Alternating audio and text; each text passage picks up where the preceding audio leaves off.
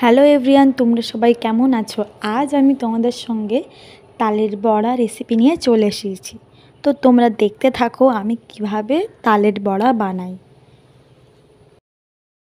প্রথমে তালটাকে ছাড়িয়ে তালের পাল বের করে নেব। তারপরে যা যা ইনগ্রেডিয়েন্টস লাগবে সেগুলো মিক্স করে নেব।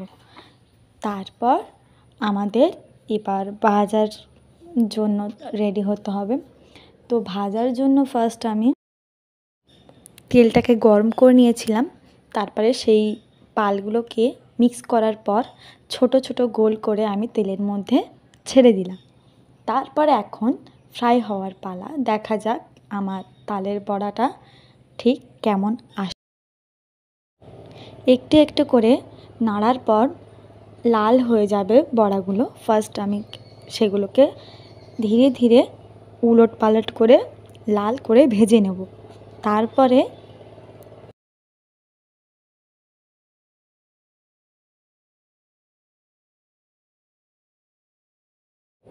যতক্ষণ না তালের বড়াগুলো ডিপ ফ্রাই হবে ততক্ষণ ভেজে যাওয়ার পরে তারপর আমাদের তালের বড়া রেডি।